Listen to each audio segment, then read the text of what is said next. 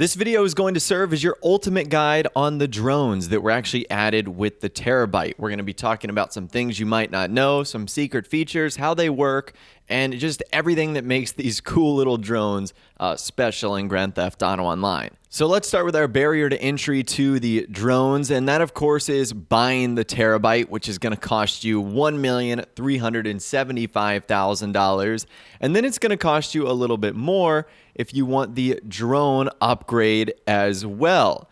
It's pretty pricey. In fact, it's the most expensive upgrade on the entire Terabyte. It's $815,000.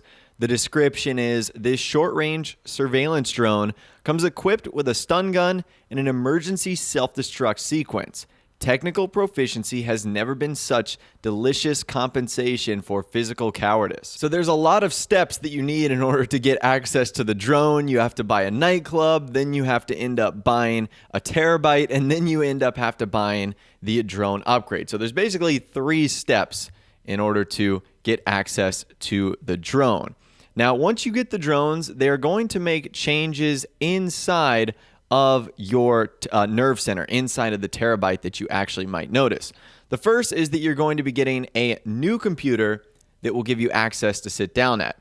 So this computer is located closest to the touchscreen. In case you guys ever got them mixed up, they do actually have like the name of what they are on top of them. So like this one says Drone Center, the other one says Turret Station. So they are exactly the same, like their little joypad controller thingy, and the actual screen itself is the same. So there's 2 things you can do to help you remember them. Number 1, it'll say the name on there. Number 2, this one's closest to the big touch screen where the client jobs are. So that's the first change it's going to make inside of the Terabyte itself.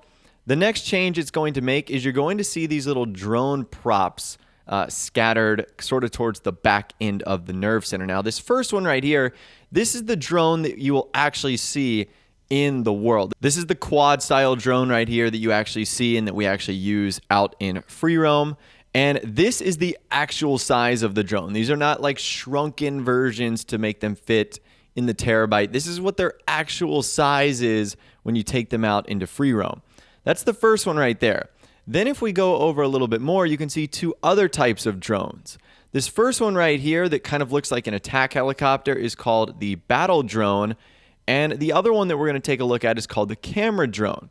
Now, the battle drone and the camera drone, at least right now, are props only. You are not able to use them in free roam. So the only one you're able to use is the quad drone. Now, this has brought up a couple questions. Number 1, are these indeed props only, just to make the inside of the nerve center look a little bit cooler? Or are these going to be drip-fed drones? I think I'm putting my money on the fact that these are going to be, just props that we see inside of the Terabyte. But it would not shock me at all if Rockstar drip-fed multiple types of drones that we could actually use. But once again, I'm not sure what would make them different, what would make them unique. It does seem as if the quadcopter version of the drone is the most powerful. Like, what would you use the camera one for? To take, Snapmatic photos from weird angles or, tricky places? I'm really not too sure.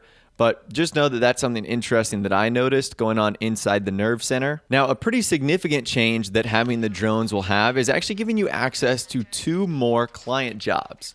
So the client job targeted data and diamond shopping require you to have the drones.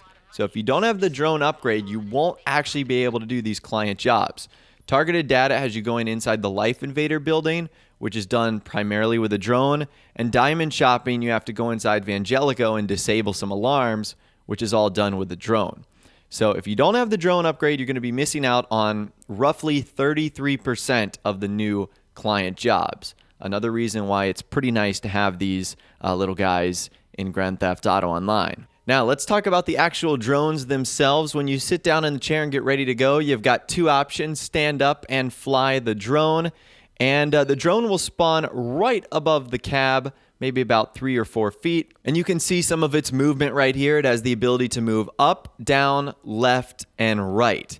However, the controls for this are very tricky. They're especially difficult on PC if you're using a mouse and keyboard. I don't think Rockstar thought this through all that well. It's tough to control with a controller. And if it's tough to control with a controller, you know it's going to be difficult with mouse and keyboard. So you are going to have to get used to the way the drone moves. It's definitely not fluid at all, but I guess you really wouldn't expect it to be all that smooth if it's a quadcopter drone. Either way, after that, our next feature that I'm sure you guys are going to want to take advantage of is the stun gun feature. And it's just like having a stun gun in single player. A little bit of facts about it. The stun from the stun gun will actually kill NPCs with one shock. So if you want to go around doing that, you totally can. And the recharge time takes about 10 seconds. So you fire it, and then 10 seconds later, you're going to be able to fire another one. Whether you miss or hit, you'll still have to recharge. So once again, it takes out NPCs with one shock. So if you wanted to go around having some fun doing that, you totally could. Now, something that's pretty interesting is your behavior will not go unnoticed in the drone. You will be noticed by police if you go around shocking people and causing havoc, which is exactly what happened right here. I ended up shocking a couple people, and because of that, I ended up getting some police attention on me. Now, another thing that's pretty unique is it doesn't seem as if you're able to shock people if they're inside of a vehicle. So I think this applies to NPCs and other players. Even if it's a convertible where they are exposed to the shock, they have to be standing outside, walking around in free roam in order to be able to take advantage of that. Now, as you guys can see here, the police were able to get to me. And this really just shows you how powerful or how lack of power the drone has. It took about 1 or 2 or 3 shots, and then it was destroyed. So it doesn't take much to blow this up. And once your drone is destroyed, you will have a 1-minute cooldown timer before you can ultimately call in another one. So that's another way in which Rockstar has balanced this thing out, where they have basically given you a 1-minute timer if you ever get it destroyed. Another feature of the drone is the boosting ability. So you've used boosting abilities on other cars and other vehicles, and the boost is okay. Very similar to the shock, it takes about 10 seconds to recharge. You can really only use the boost in one direction. You can't like change directions while it's going on. So that's something you'll have to kind of play around with a little bit just to get a better idea of how it ultimately works. Now let's talk about the restrictions of the drones. So how high can you go without losing connection? Well, because it's really hard to move up, I did this in boosts alone. So I noticed that standing right over the Terabyte, if I boosted 3 times up, that's when I would start to lose connection. And then if I boosted up a 4th time again, I would finally lose connection from the drone. So you actually are able to get really high up if you wanted to do surveillance or something like that. And then I wanted to do the same test, except this time instead of going up vertically, we're going up horizontally. And when I got to this point right here, this is when I started to get the losing connection, which I don't know how to measure that, but you guys can see it on the mini map right now. It's a pretty good distance away, so you don't have to be like hugging your Terabyte. When I got here, it started beeping even further. And then when I took 1 step forward, it ended up getting destroyed. So it is a pretty good distance you can get away from the Terabyte without having to worry about losing connection. Another feature the drone has is it has a zoom. Now, one of the things that I don't understand is it has a zoom for 1 time, 2 time, 4, 8, and 16. However, you're only able to utilize 1, 4, and 16. So what was the point of having those other 2? That I am not sure. The next thing this drone has is a detonation function. Basically, it acts like a little sticky bomb. Now, it does take a little bit of time to charge this up. You can't just detonate it instantly. In fact, it takes about, I'd say about 5 to 7 seconds where you have to hold down the detonation button in order for it to end up blowing up. And as far as the explosive damage goes, it's kind of like a weak sticky bomb.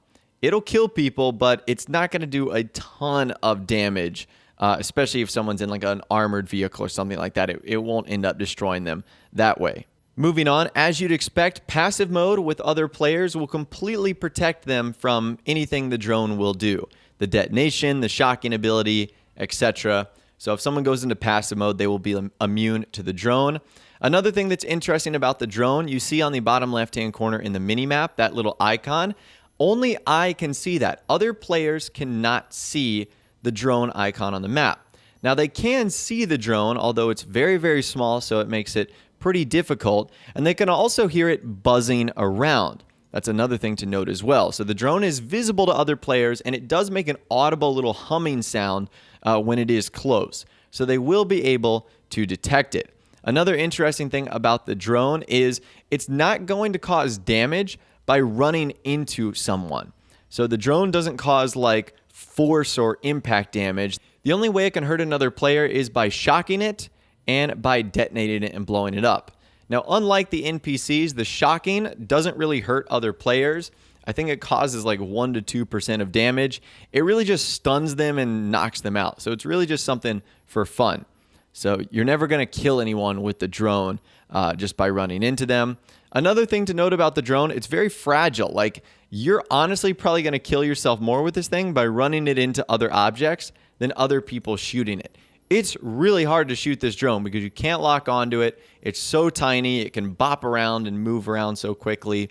So that's the only way in which you're really going to destroy the drone itself, unless, of course, you've got like cop-like NPCs running around shooting it, and then it's pretty easy for them to take down. But anyways, that right there is my guide for the new drones that have been added into Grand Theft Auto Online and how they work, some secret features, some things you might not have known, and a whole lot more. Let me know if you've been having fun with the drones in the comments down below. Do you think Rockstar is going to be adding more than one version? Let me know your thoughts, opinions, and more in the comments down below. If you did go on to enjoy this video, though, a like rating would, of course, be awesome. And also subscribe to my YouTube channel if you are new or you like daily GTA 5 videos like this. With all the way, guys, like I said, thanks so much for watching. Take care, and I'll see you guys in the next video.